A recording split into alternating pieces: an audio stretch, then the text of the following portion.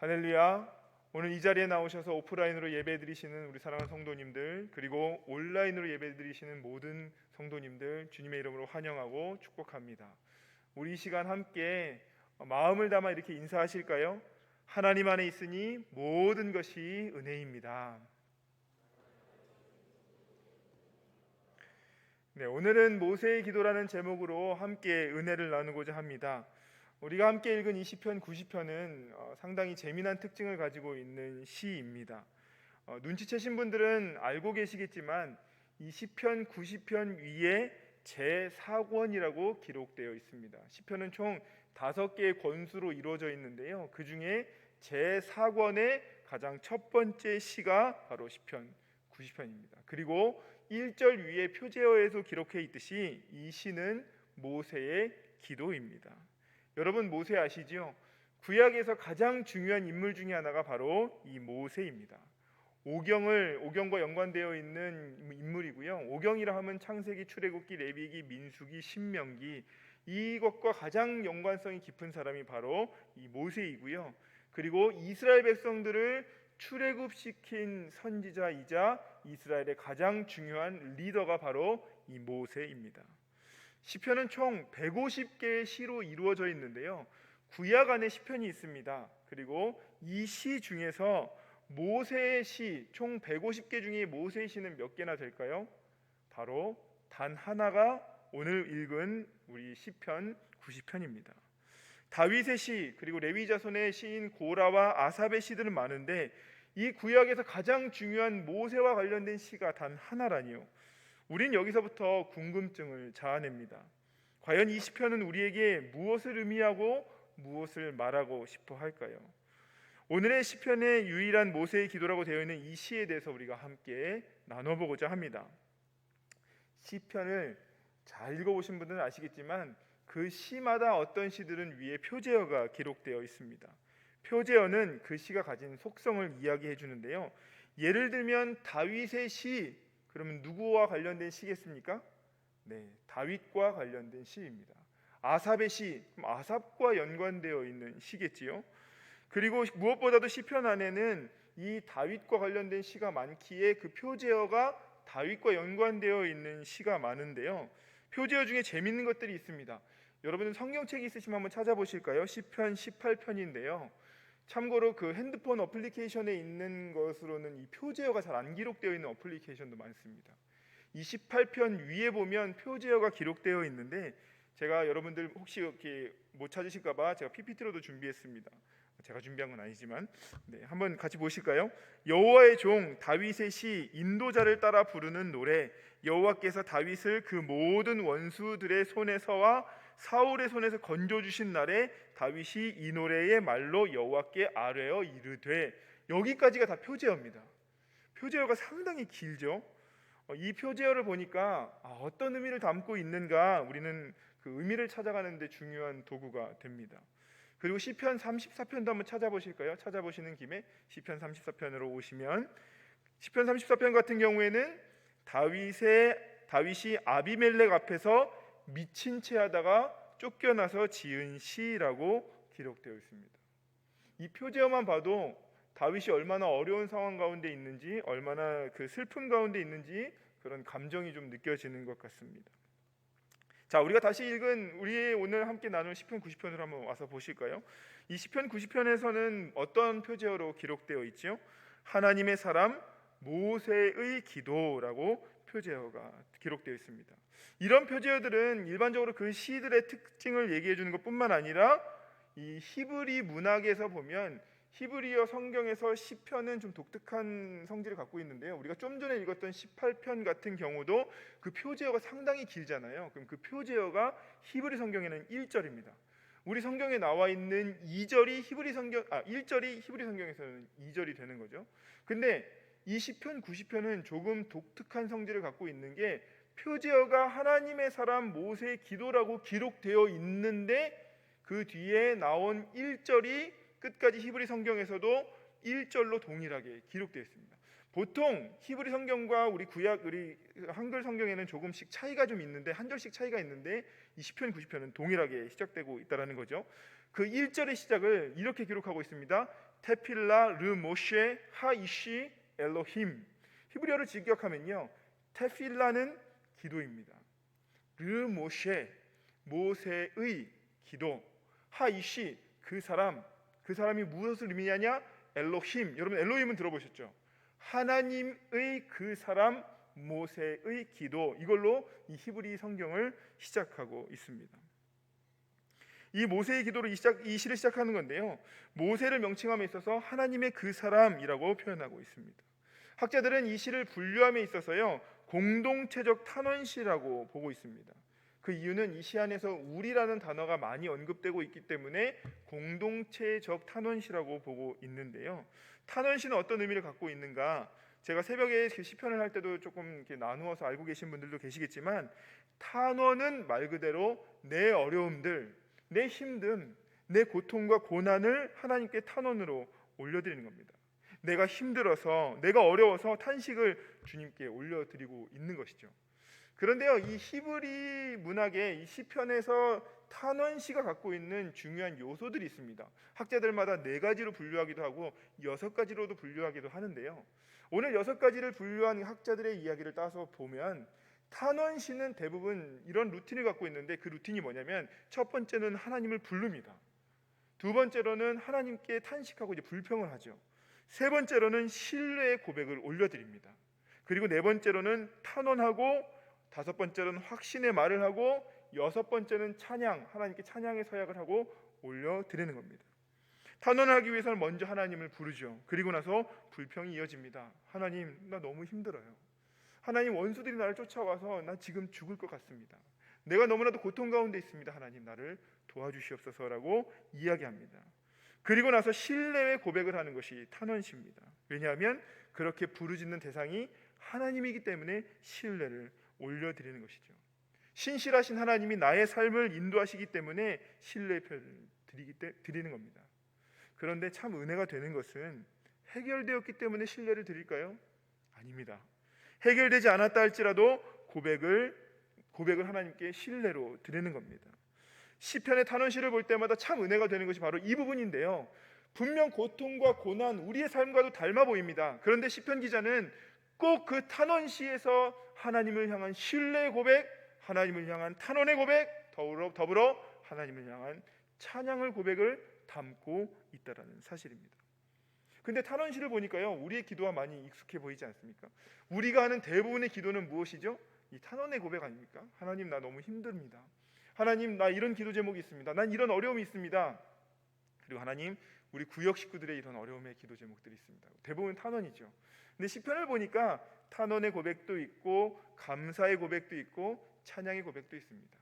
우리 싱가포르 하나님께 공동체는 이 탄원의 고백을 신뢰로 고백하는 것뿐만 아니라 더 나아가 우리 삶의 자리에서 하나님께 감사도 찬양도 올려드릴 수 있는 믿음의 공동체요, 저 여러분의 삶이 되시기를 주님의 이름으로 부탁을 드립니다. 오늘 우리가 읽은 이 시편 90편에도 이러한 시인의 마음이 담겨져 있는 탄원시로 분류합니다. 그런데요, 이 시는 일반적인 탄원시와는 조금 차이가 있습니다. 우리 한번 1절부터 한번 읽어보실까요? 우리 1절 말씀 같이 한번 읽어보겠습니다. 시작. 주여, 주는 대대에 우리의 거처가 되셨나이다. 아멘. 말씀대로 우리가 아까 말씀드린 대로 탄원의 순서를 본다면 첫 번째로는 부름이 나옵니다. 두 번째로는 불평이 이어져야 되죠. 세 번째가 신뢰의 고백입니다. 여러분 1절 안에서의 불평을 찾아볼 수 있습니까? 주여, 처음엔 부름이 나오죠.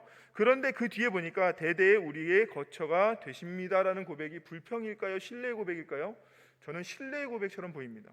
그래서 제가 2절 말씀도 한번 봤습니다. 2절 한번 보시면, 산이 생기기 전 땅과 세계도 주께서 조성하시기 전 곧 영원부터 영원까지 주는 하나님이십니다.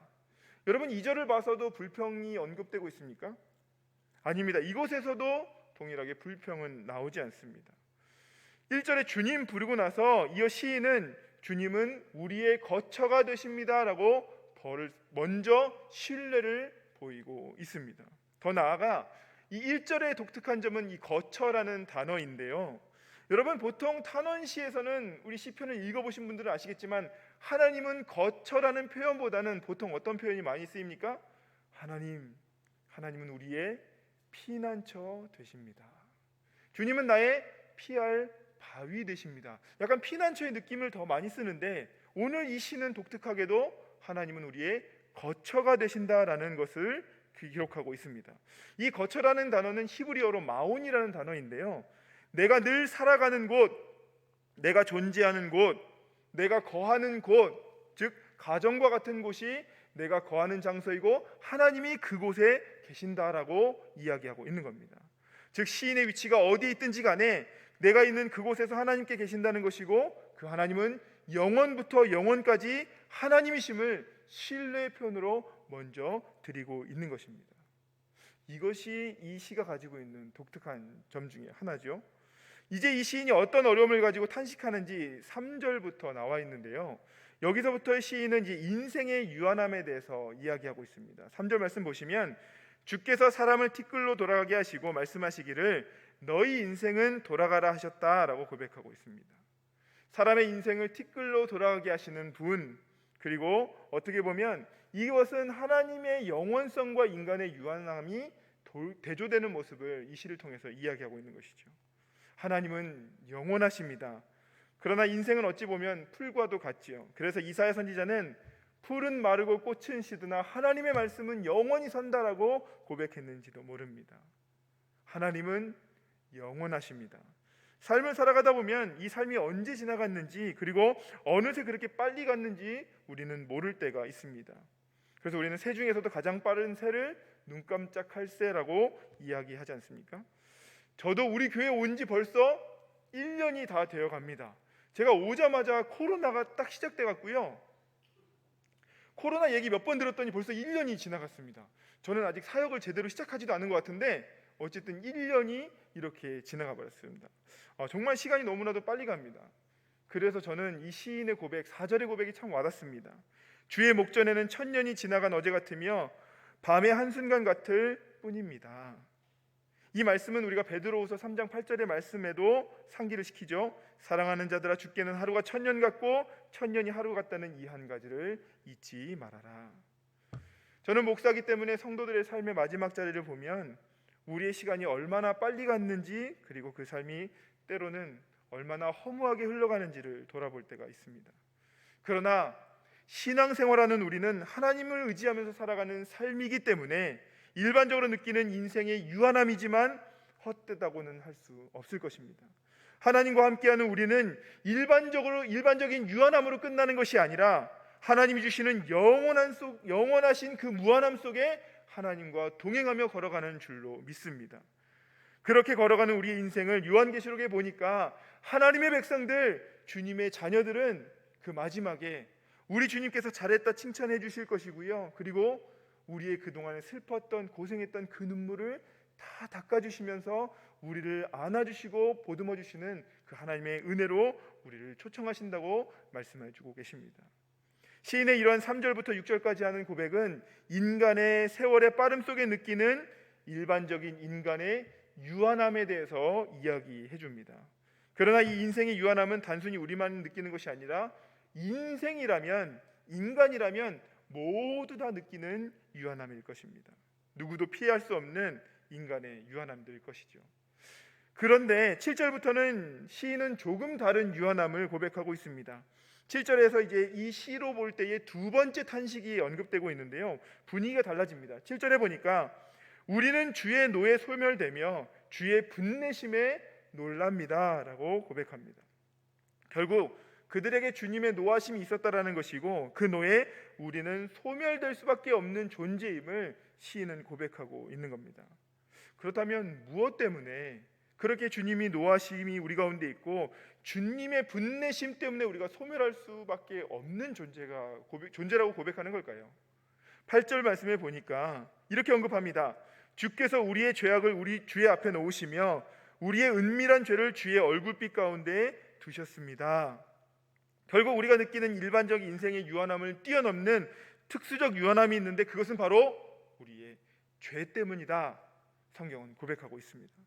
사랑하는 성도 여러분, 우리는 인간이라면 누구나 인생의 유한함을 경험하게 됩니다. 그런데 거기서 더해서 우리는 우리의 죄악 때문에 주님의 분노, 즉 심판으로 인한 소멸이 우리 앞에 있을 수밖에 없는 존재이지요.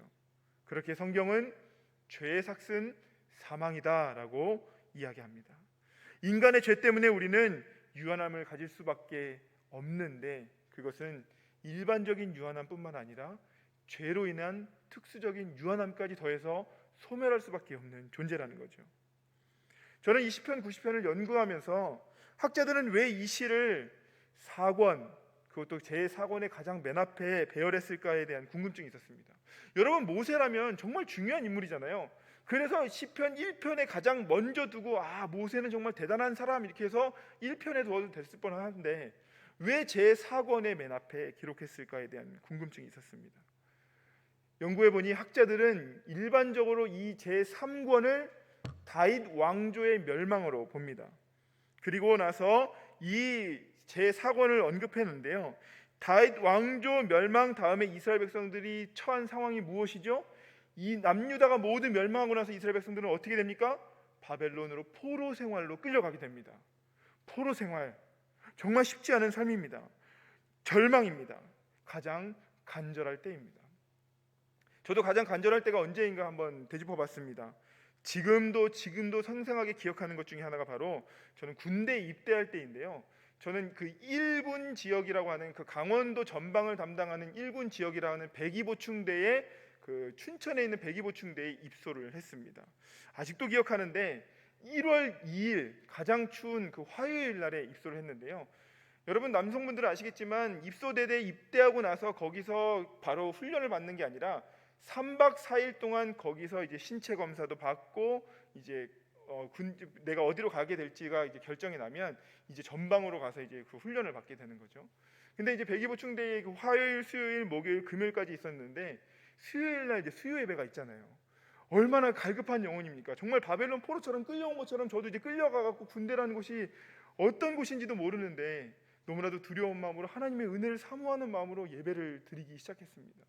그런데 하필이면 그때 찬양도 얼마나 은혜된지 몰라요. 왜 슬퍼하느냐? 왜 걱정하느냐? 아무 염려 말아라. 내가 너와 함께하겠다. 막 정말 울면서 막 찬양하면서 주님 아멘 아멘 저와 함께 해주세요. 근데 그때 군종 목사님이 그 해주셨던 설교도 생생하게 기억이 나고 정말 얼마나 위로가 되고 힘이 되는지 모릅니다. 근데 군종 목사님이 설교 중에 이러시는 거예요. 여러분 걱정하지 마십시오. 여러분은 전방이 아닙니다. 이러는 거예요. 그래서 저희가 갑자기 다 술렁이기 시작했습니다. 왜냐하면 거기에 있는 대부분의 80% 90%는 다 전방으로 가거든요. 전방으로 가서 철책에서 경계 근무를 쓰거든요. 다들 뒤숭숭하기 시작했습니다. 그리고 한 줄기 빛을 발견하고 드디어 주님께서 나를 선한 곳으로 인도하시나 보다. 그래서 정말 할렐루야 외치기 시작했습니다. 그런데 그 목사님이 이어서 뭐라고 얘기하는 거 아니? 여러분은 최전방입니다. 정말 주님을 의지할 수밖에 없게 만드시더라고요. 눈물을 흘리며 기도하며 그 예배를 드렸던 기억이 있습니다. 여러분 포로 생활, 그 포로기의 절망상인 가운데서도 이스라엘 백성들에게 정말 간절한 기도가 필요하지 않았을까요? 그래서 아마도 이 시의 배열은 포로기에 들어가게 되었던 이스라엘 백성들의 고통과 어려움, 자신들의 죄로 인한 멸망의 부르짖음을 이 모세의 기도를 통해 회복하고자 했던 그 열망이 담긴 시였기 때문에 제4권의 마지막에 배열했던 것입니다. 여태까지 그들의 죄로 말미암아 멸망할 수밖에 없었음을 자신들을 돌아볼 때에 다윗 왕조의 때에 멸망당할 수밖에 없는 죄악을 저지른 그 모습 속에서 하나님의 분노로 그들은 멸망당할 수밖에 없었고 9절의 고백과 같이 우리의 모든 날이 주의 분노 중에 지나가며 우리의 평생이 순식간에 다하였다라고 탄식하고 있는 모습을 그 멸망 가운데 시인은 그리고 있는 겁니다. 그래서 우리가 너무나도 잘 알고 있는 말씀이죠. 10절 말씀 우리 같이 한번 읽어볼까요? 시작. 우리의 연수가 70이요 강건하면 80이라도 그 연수의 자랑은 수고와 슬픔뿐이요 신속히 가니 우리가 날아가나이다. 너무나도 잘 알고 있는 말씀이지 않습니까? 우리 연수가 70이요 강건하면 80이다. 그런데요, 여러분 모세가 몇 살까지 살았는 줄 아세요? 모세가 120세까지 살았습니다. 그런데 성경에 보니까 120세를 살며 죽을 때에도 눈이 흐리지 않고 기력이 쇠하지 않았다라고 성경은 고백합니다. 근데 이 시편에서 모세의 기도는 인간의 연수가 70이요 강건하면 80이다. 모세가 120세를 살아도 기력이 쇠하지 않고 그 눈이 흐리지 않았는데 모세에게 그러면 70이면 청춘 아닙니까? 80이면 아직도 막 왕성하게 뭔가 할 텐데 왜 이런 70과 80의 표현을 썼을까? 학자들은 여러 가지 의견들이 있지만 어떤 학자들은 이렇게 이야기합니다. 이스라엘 백성들이 광야 생활하는 것이 40년이죠. 21세에 그가 시작됐다 하더라도 40년이면 60세입니다. 그들도 어쩔 수 없이 죽게 되었습니다.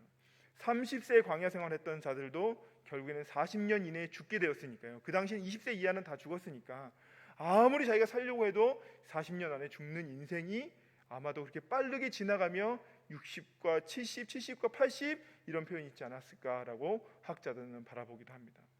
또 한 학자의 의견에 의하면 저는 참 은혜가 되기도 하는데요. 이스라엘 백성들이 포로 생활한 것이 70년이거든요. 그 70년의 세월이 고통의 세월, 힘듦의 세월, 그래서 연수가 70이요 아무리 강건하도 80이다라고 표현했다라는 학자들의 의견도 있습니다. 아무리 연수가 70, 80이라고 하더라도 그 자랑은 수고와 슬픔뿐이다. 그리고 신속히 가니 우리가 날아간다. 마치 우리의 인생을 보는 것 같습니다. 이 모든 것들이 우리의 죄로 말미암아 시인은 인간의 특수적인 유한성에 대해서 계속적으로 고백하고 있는 겁니다. 이렇듯 시인은 인간의 하나님을 부르고 인간의 유한성을 넘어 죄로 인한 특수적인 유한성, 그리고 나서 이 시를 어떻게 풀어가는가 한번 보니까요, 이 탄식을 넘어서 하나님을 향한 청원으로 바꾸는데요. 12절 말씀입니다. 우리 12절 말씀 같이 한번 읽어볼까요? 시작. 우리에게 우리의 날 계수함을 가르치사 지혜로운 마음을 얻게 하소서라고 고백합니다. 이제 그들은 죄도 알았고 영원부터 영원까지 하나님 되심도 알고 선포하고 있습니다. 우리가 흘러가는 시간 속에 시인은 하나님의 지혜를 구합니다. 왜냐하면 이 모든 것을 회복시키실 유일한 분은 바로 하나님이시기 때문에 그렇습니다. 사랑하는 성도 여러분, 우리의 삶에서 해결해 주시고 은혜를 주시는 분은 하나님이십니다. 우리가 이 한 가지를 잊지 않고 기억하며 오늘 돌아갔으면 좋겠는데요, 우리의 삶의 자리에 닥치는 여러 가지 어려움과 우리 환경 속에 있는 우리의 압박하는 모든 것들, 그러나 우리의 힘으로 해결할 수 없는 것들을 해결하시는 분은 하나님이신 줄로 믿습니다. 하나님만이 가능하시고 하나님만이 우리의 유일한 회복자이십니다. 인생의 유한함 속에서 영원한 의미를 주시는, 영원한 삶을 주시는 하나님, 그 하나님을 의지하며 걸어갈 수 있는 저와 여러분이 되기를 소망합니다. 저는 말씀을 준비하면서 진짜 은혜가 되는 부분이 바로 이 후반부인데요, 분명 시인은 우리의 죄악들을 주님 앞에 놓았기 때문에 그 죄악으로 인한 두려움들, 소멸할 수밖에 없는 자들임을, 멸망할 수밖에 없는 자들임을, 그것이 순식간에 지나가버렸기 때문에 허무함을 시인은 고백했습니다. 자, 그렇다면 그들의 범죄로 인하여 하나님과 갈라지고 하나님을 떠날 수밖에 없는 그들의 범죄가 기록되어 있다면, 이제 그것을 깨달았다면 이스라엘 백성들에게 필요한 것은 무엇일까요? 우리가 죄를 지었습니다. 그리고 죄진 것을 깨달았습니다. 그렇다면 우리는 그 다음의 행동은 무엇이어야 됩니까? 회개여야 합니다. 회개는 무엇이죠?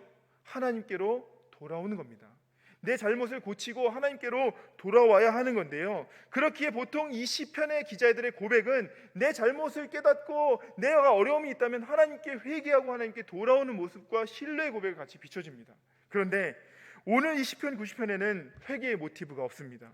분명 11절까지만 해도 하나님의 분노의 두려움을 누가 알겠습니까? 외칩니다. 그런데 12절부터는 바로 지혜의 마음을 달라고 요청합니다. 그런데 이런 표현들이 계속적으로 언급되고 있는데요, 참으로 대단합니다. 어떤 표현들이 있는지 한번 보실까요? 12절 마지막에 뭐라고 써 있습니까? 지혜로운 마음을 얻게 하소서. 13절 보실까요? 13절의 마지막에 뭐라고 써 있죠? 주의 종들을 불쌍히 여기소서. 14절 즐겁고 기쁘게 하소서. 15절 우리를 기쁘게 하소서. 16절 그들에게 자손에게 나타내소서. 마지막인 17절에도 우리의 손이 행한 일을 견고하게 하소서. 여태까지 죄를 고백했던 시인은 마지막 부분에 12절부터 10절까지 맨 마지막 단어 해달라고, 하소서, 이렇게 해주소서 주님께 요청하고 있습니다.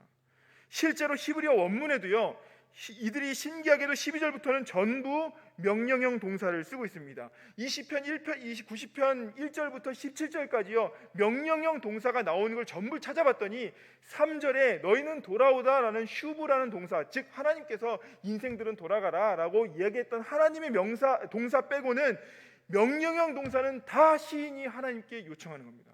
물론 우리가 하나님을 명령할 수 없죠. 그래서 이것을 청유 명령형 동사라고 표현하는데요. 이것을 제외하고 이 시편 기자는 시인은 하나님께 청유형 동사를 통해서 하나님께 요청하고 있는 겁니다. 대단하지 않습니까? 어떻게 회개의 모티브가 없이 청원으로 갑자기 바꾸는 것이 가능할까요? 저희 집에는 모든 것을 용서받는 한 여인이 있습니다. 심지어 제가 아끼는 것을 일부러 떨어뜨리는 잘못을 해도 이 속은 타들어가지만 용서가 가능한 여인입니다. 누구냐면 바로 제 딸인데요. 더군다나 용서가 가능한 게 딸인데 저랑 똑같이 생겼습니다. 할렐루야. 어쩜 그렇게 하지 말라는 일은 꼭 하는지 모르겠습니다. 그러면서도 요즘에는 좀 자라났다고 말대답을 엄청 잘하더라고요. 그런데 용서가 됩니다. 왜일까요? 너무나도 사랑하는 딸이기 때문에 그렇습니다. 딸과 저는 이미 특별한 관계가 형성되어 있죠. 시인이 그토록 범죄한 상황이라 할지라도 하나님께 이러한 청원을 요청할 수 있었던 이유는 바로 모세이기 때문에 가능했을 것입니다.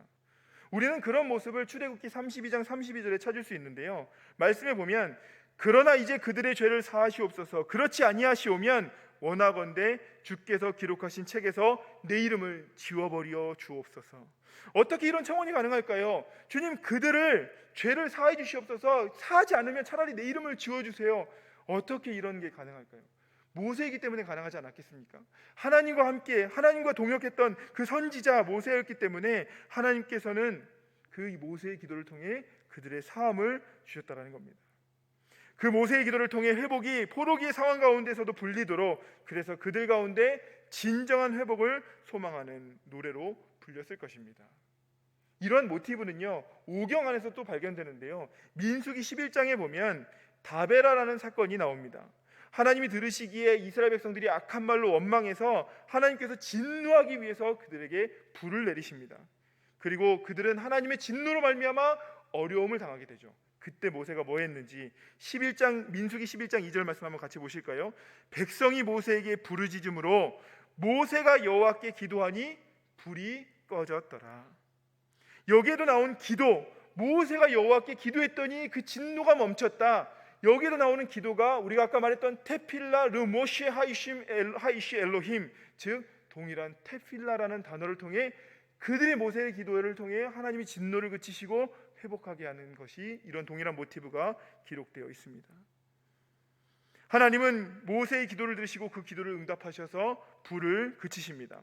만약 이 시가 포로기 상황에서도 불려졌다면 하나님께서 이 모든 기도를 들으시고 진노를 그쳐달라는 그 간절한 마음이 담겨져 있을 것입니다. 그렇기에 야훼의 종으로서의 모세의 역할이 이 시를 통해서 전달되길 원했을 것이고, 그렇기에 하나님 이렇게 해주시옵소서, 하나님 이렇게 도와주시옵소서, 주님 우리에게 지혜를 얻게 하소서라고 청원하고 요청하는 동사를 쓸 수 있었던 것이죠. 사랑하는 성도 여러분, 더 감사한 것은 하나님께서는 우리를 종이 아니라 자녀 삼아 주셨습니다. 영접하는 자 곧 그 이름을 믿는 자들에게는 하나님의 자녀가 되는 권세를 주셨으니, 그리고 우리에게 모든 이름 위에 뛰어난 이름, 모세보다도 더 강력한 이름, 바로 예수 그리스도를 우리에게 주셨습니다. 그렇기에 하나님께서는 우리의 기도에 응답하십니다. 그리고 우리의 부르짖음에 귀를 기울이십니다. 오늘 거룩하고 복된 주일에 나의 음성을 들으시고 나의 기도를 응답하시는 나를 자녀 삼아 주신 그 하나님께 마음을 들여보지 않으시겠습니까? 다윗 왕조의 멸망, 그리고 이스라엘 백성들에게 찾아온 절대 위기, 그들이 그 위기는 자신들의 죄악으로 인한 하나님께 범죄했기 때문에라고 고백을 올려드림과 동시에 회복시키실 분은 하나님이심을, 그리고 그들의 삶의 자리에 이 모세의 기도를 통하여 공동체가 함께 드림으로 인한 하나님이 주시는 진정한 회복을 원하고 바라였을 것입니다. 그리고 이런 모습은 지금 시대를 살아가는 우리의 모습과도 참 동일해 보입니다. 우리의 범죄로 인하여 우린 참 어려운 시기를 보내고 있습니다. 그러나 이 분명 어려움을 회복시키실 분은 하나님이심을 우리 모두는 알고 기억하고 있습니다. 그렇게 우리도 기도함으로 나아가길 소망하는데요, 그렇게 기도할 수 있는 이유는 모세뿐만 아니라 우리를 자녀 삼아 주신 아버지 하나님의 은혜가 있기 때문에 우리는 기도할 수 있는 겁니다. 하나님께서는 분명 우리의 기도에 응답해 주실 줄로 믿습니다. 그렇게 믿음을 드릴 수 있는 우리 모두가 되시기를 주님의 이름으로 부탁을 드립니다. 오늘 이 귀한 시가 우리에게 말씀하시는 음성에 귀 기울이실 소망합니다. 우리에게 우리날 계수함을 가르치사 지혜로운 마음을 얻게 하소서. 아멘. 하나님께 향함이 지혜인 줄로 믿습니다. 이 시간 우리 함께 기도하실까요? 하나님, 우리 어려운 처한 상황들, 우리의 힘듦을 우리 주님 아십니다. 주님, 그들이 모세를 통하여 이 어려움의 시기들을 잘 이겨내려고 했던 것처럼 우리 또한 그리스도 의지하여 이 어려움의 시기들을 주님 이겨내길 원합니다. 내 삶의 자리, 가정과 또한 직장, 우리 사랑하는 구역 식구들, 우리 교회 어려움의 시기들을 주님 우리가 요청하고 또한 청원하오니 하나님이 어려움의 시기들을 잘 이겨낼 수 있도록 인도하여 주시옵소서라고 이 시간 기도하며 나아가시길 소망합니다. 이 시간 주여 한번 외치시고 우리 기도의 자리에 나아가시겠습니다. 주여, 하나님 감사합니다. 하나님이 귀한 말씀을 우리 가운데 주셔서 다시금 우리가 온전히 주님을 바라보게 하심을 감사합니다. 주님, 우리의 죄악 때문에 하나님과 갈라졌고 우리의 죄로 말미암아 더욱더 하나님과 멀리 떨어졌지만 다시금 우리가 예수 그리스도 보혈을 의지하며 기도하며 나아가오니 주님 우리에게 회복을 명하여 주시옵시고 주님 우리에게 다시금 주님의 지혜를 더하여 주시옵시고 주님 우리의 손이 행한 일을 견고하게 해주시는 놀라운 은혜로 말미암아 더욱더 주님 주시는 풍성한 은혜 가운데 거할 수 있도록 주님 역사해 주시옵소서. 주님 우리의 어려움을 아십니다. 주님 우리의 힘듦을 아십니다. 우리 개인과 가정과 또한 사업과 우리 구역과 교회, 하나님 우리 어려움들을 아시는 주님께서 날마다 우리에게 은혜를 더하여 주시옵시고 주님 우리에게 지혜를 허락하여 주시옵시고 다시금 회복할 수 있는 은혜를 더하여 주셔서 하나님의 크신 은혜와 영광 가운데 거할 수 있도록 주님 인도하여 주시옵소서. 우리의 마음을 주님께 온전히 쏟길 원합니다. 주님 우리를 기억하여 주시옵시고 하나님 모세를 통하여 회복을 주셨던 것처럼 우리가 예수 그리스도를 통하여 우리에게 주신 그 이름 예수 그리스도를 통하여 의지하며 나아가오니 우리에게도 주님 진정한 회복을 명하여 주시옵소서. 감사합니다. 주님 우리에게 다시금 주님의 놀라운 은혜를 더하여 주시옵시고 우리가 이 시간 시선을 들어 하나님을 바라보길 원하오니 주님 우리 가운데 역사해 주시고 함께 동행하여 주시옵소서. 찬양과 영광을 올려드립니다. 주님 감사합니다. 함께하여 주시옵소서. 아버지 하나님, 모세의 기도를 통한 이스라엘 백성의 진정한 회복과 구원을 소망했음을 바라봅니다. 마찬가지로 주님의 자녀된 우리가 이 어려움의 시기를 보내며 다시금 주님을 바라봅니다. 주님, 우리를 회복시켜 주시옵소서. 우리의 날 계수함을 가르쳐 주셔서 우리에게 지혜로운 마음을 얻게 하여 주시옵소서. 우리에게 다시금 기쁨의 그날을 허락하여 주시옵소서. 주님의 백성으로 삼아주심을 감사드립니다. 주님, 우리가 모든 이름 위에 뛰어난 그 이름 예수 그리스도를 의지하며 나아가오니 우리에게 다시금 주님의 손의 일을 견고하게 하여 주옵소서. 우리의 삶의 자리를 아시는 주님, 우리가 다시금 주님 앞에로 나아갑니다. 우리를 통하여 영광 받아주시고 주님 주신 은혜로 삶과 가정과 사업과 구역 공동체 그리고 교회 안에 하나님의 놀라운 은혜가 회복이 넘칠 수 있도록 역사하여 주시옵소서. 함께 하심을 감사드리며 살아계신 예수 그리스도 이름으로 기도드리옵나이다. 아멘.